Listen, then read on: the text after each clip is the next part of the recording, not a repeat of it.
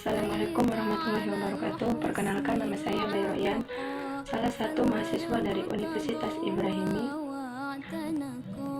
Prodi Pendidikan Islam Anak Usia Dini, semester 4. Di sini saya akan menjelaskan materi tentang pengantar statistika. Baik, di sini apa sih definisi statistika itu sendiri?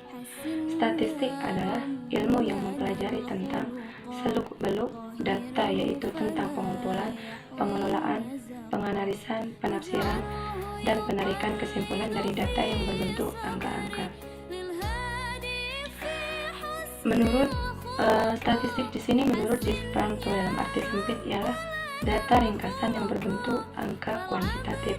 Dalam arti luas, statistik adalah ilmu yang mempelajari cara pengumpulan, penyajian, dan analisis data, serta cara pengambilan kesimpulan secara umum berdasarkan hasil penelitian yang menyeluruh.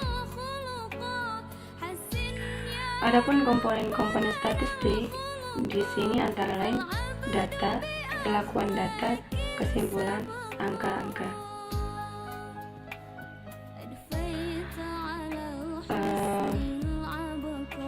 Adapun pembagian statistik berdasarkan cara pengelolaan datanya, cara pengolahan datanya, yaitu 1. Data statistik deskriptif, 2. Statistik inferensial atau statistik induktif.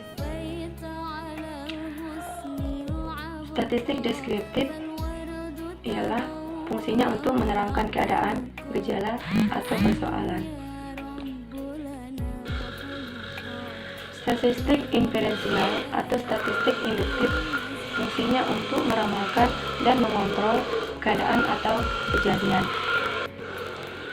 Adapun statistik berdasarkan bentuk parameternya, yaitu statistik parametrik, bagian statistik yang parameter dan populasinya mengikuti suatu distribusi tertentu seperti distribusi normal dan memiliki varian yang homogen.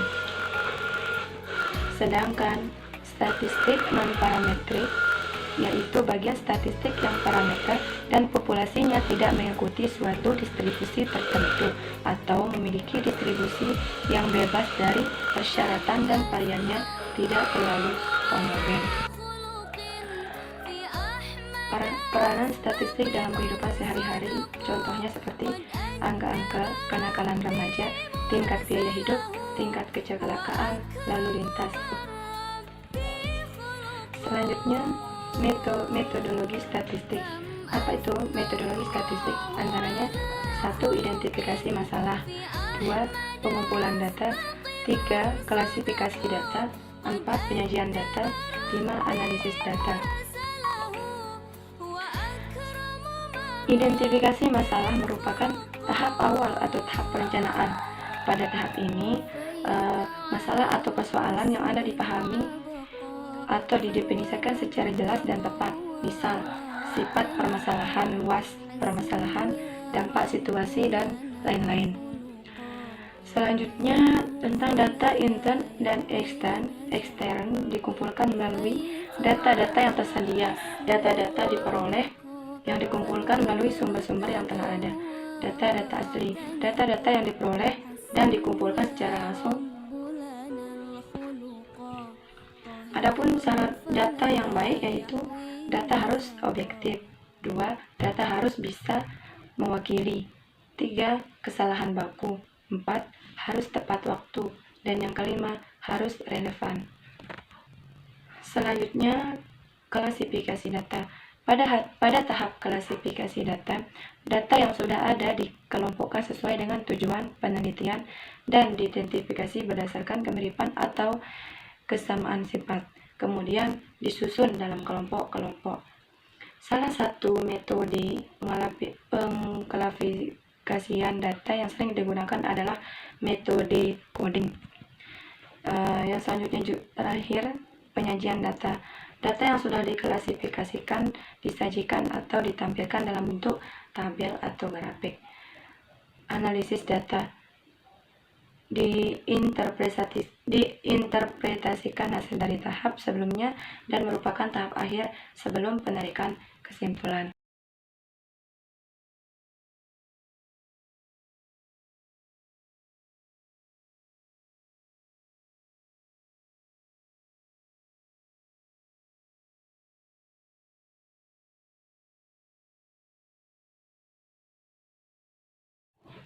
Kita lanjut selanjutnya tentang data. Apa sih data itu sendiri?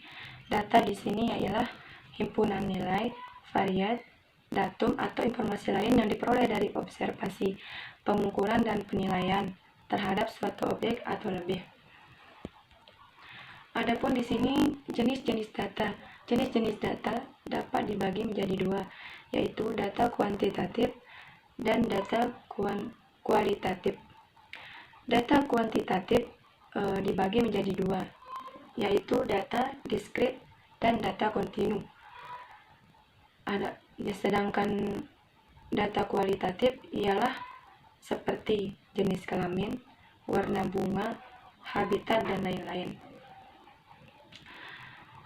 Data diskrit di sini contohnya seperti jumlah korplas, jumlah trombosit, jumlah rel, jumlah anak dan lain-lain. Sedangkan data kontinu seperti berat badan, jarak kota, luas tanah dan lain-lain.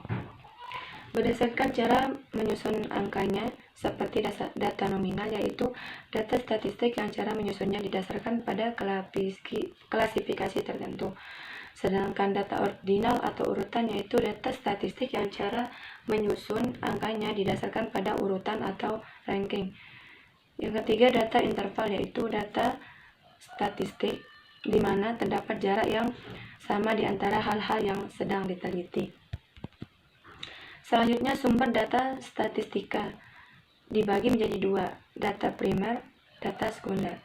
Adapun data primer seperti wawancara langsung, yang kedua wawancara tidak langsung, yang ketiga pengisian kuesioner, 4 tes, yang kelima dokumentasi.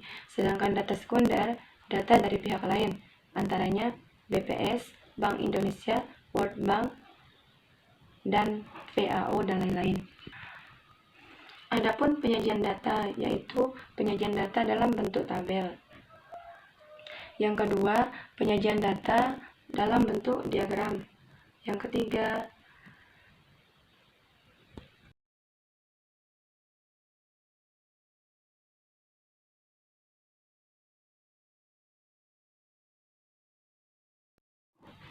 baik, kita lanjut selanjutnya tentang data. Data sendiri di sini yaitu himpunan nilai, variat, datum atau informasi lain yang diperoleh dari observasi, pengukuran dan penilaian terhadap suatu objek. Adapun jenis-jenisnya di sini yaitu dapat kita bagi menjadi dua, yaitu data kualitatif, yang kedua data kuantitatif. Adapun data kualitatif seperti jenis kelamin, warna bunga, dan habitat. Sedangkan data kuantitatif dibagi menjadi dua juga. Yang pertama data diskrit dan data kontinu. Adapun data diskrit di sini seperti jumlah kloroflas, jumlah trombosit, jumlah sel, jumlah anak dan lain-lain. Sedangkan data kontinu adalah seperti berat badan, jarak kota, luas tanah dan lain-lain. Berdasarkan cara menyusun angkanya yaitu data nominal, yaitu data statistik yang cara menyusunnya didasarkan pada klasifikasi tertentu. Sedangkan data ordinal atau urutan yaitu data statistik yang cara menyusun angkanya didasarkan pada urutan. Yang terakhir, data interval yaitu data statistik di mana terdapat jarak yang sama di antara hal-hal yang sedang diteliti.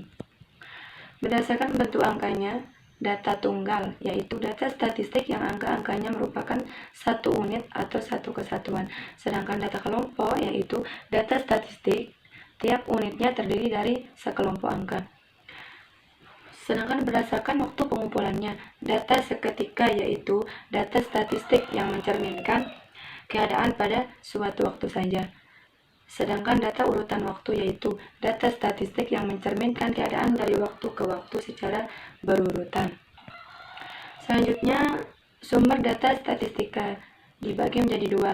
Yang pertama data primer, yang kedua data sekunder. Adapun data primer seperti wawancara langsung, wawancara tidak langsung, pengisian kuesioner, tes, dan dokumentasi. Sedangkan data sekunder yaitu BPS, Bank Indonesia, World atau FAO dan lain-lain. Adapun penyajian data di sini seperti penyajian data dalam bentuk tabel. Yang kedua, penyajian data dalam bentuk diagram. Yang ketiga, histogram dan poligon frekuensi. Yang keempat, distribusi frekuensi kumulatif dan ogive. Kita lanjut berikutnya tentang distribusi frekuensi. Adapun pengertian distribusi frekuensi di sini yaitu susunan data menurut kelas interval tertentu atau menurut kategori tertentu dalam sebuah daftar. Tujuannya di sini yaitu memudahkan dalam penyajian data, memudahkan memahami data, memudahkan membaca data sebagai bahan informasi, memudahkan membuat grafik, dan memudahkan dalam menghitung dan menganalisis. Adapun macam-macam tabel distribusi frekuensi di sini yaitu tabel distribusi frekuensi data tunggal, 2. Tabel distribusi frekuensi data kelompokan, 3. Tabel distribusi frekuensi kumulatif, 4. Tabel distribusi frekuensi relatif. Tabel distribusi data tunggal yaitu salah satu tabel statistik yang menyajikan frekuensi data angka yang tidak dikelompok-kelompokkan. Cara membuat, mencari nilai tertinggi dan nilai terendah. Yang kedua, menghitung frekuensi masing-masing nilai. Selanjutnya, distribusi frekuensi kumulatif, yaitu distribusi yang menyatakan frekuensi total yang ada di bawah batas bawah atau frekuensi total yang ada di atas bawah suatu kelas. Macamnya, distribusi frekuensi kumulatif kurang dari. Yang kedua, distribusi frekuensi kumulatif lebih dari atau sama dengan. Selanjutnya, distribusi frekuensi relatif, yaitu perbandingan antara frekuensi masing-masing kelas dengan jumlah frekuensi seluruhnya yang dinyatakan dalam persen. Selanjutnya, distribusi frekuensi data kelompokan. Salah satu tabel statistik yang menyajikan frekuensi data angka yang dikelompokkan kemudian dibuat dengan tabel.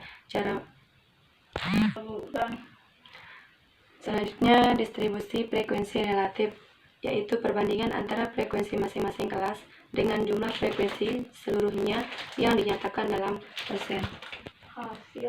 Selanjutnya, istilah dalam distribusi frekuensi, diantaranya 1 rang, 2 batas bawah kelas, batas atas kelas, panjang kelas, banyak kelas, nilai tengah atau titik tengah kelas, yang terakhir frekuensi kelas.